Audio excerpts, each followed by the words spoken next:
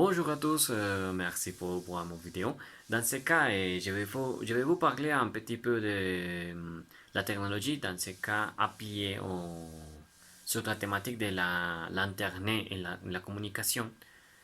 Et on va commencer avec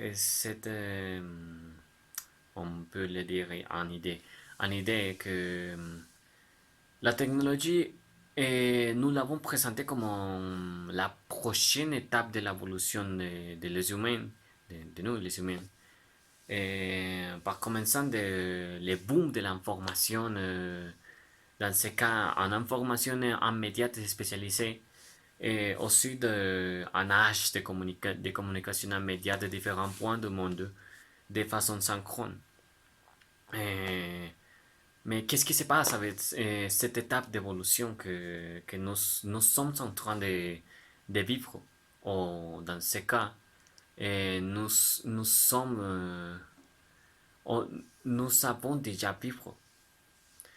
La technologie, premièrement, est un outil créé par nous les humains que, qui est dans ces moments de création et a été spécialisé pour avoir une connexion immédiate, une connexion très rapide pour envoyer un message de secret, de ces stratégies, dans ce cas, quand on parle de la Seconde Guerre mondiale, par exemple.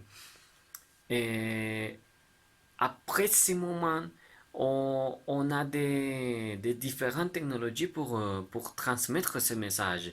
Et par exemple, l'utilisation des câbles extrêmement longs par lesquels l'information peut euh, être transmise presque immédiatement. Et après l'utilisation des antennes aux émetteurs aussi, des antennes aux émetteurs dont des signaux dans lesquels a amélioré tout ce qui concerne la vitesse et l'efficacité de la connexion. Excuse-moi, c'est mon chat, Alaska et Kero. Bon. Mais je m'égare beaucoup. L'idée de la portée de l'Internet à l'échelle mondiale n'était qu'une. Dans ce cas, c'est connecter. Connecter avec tout le monde. Connecter avec tous. Bon, si considère la situation mondiale, la situation actuelle, il est fort possible que l'Internet devienne les premiers moyens de communication directe par- parce que nous sommes en train de le confinement, la quarantaine. Bon. Dans ce cas-là, le langage physique est passé au second plan. L'expression des mouvements, la direction du regard, tout a changé beaucoup. Mais la communication existe, mais pas seulement dans les paroles et aussi dans les actions. Les différentes illustrations, l'art, musique, poèmes, la propre existence et l'expression de l'art et le langage de la culture, des légendes, de nous les humains. Évidemment, toutes ces expressions sont incluses dans les réseaux d'information fréquentes, que dans ce cas c'est l'Internet. C'est pourquoi que l'Internet est devenu une forme de communication universelle. Bon, en supprimant peu à peu les limites du langage. Dans ce cas, par exemple, Hmm, je parle avec un homme ou une femme chinoise et je ne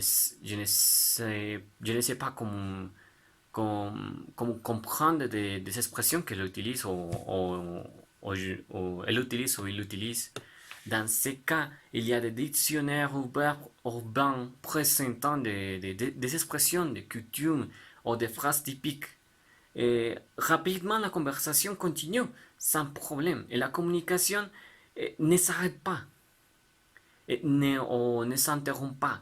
C'est pourquoi, mesdames et messieurs, la communication n'est pas arrêtée ou terminée par l'Internet.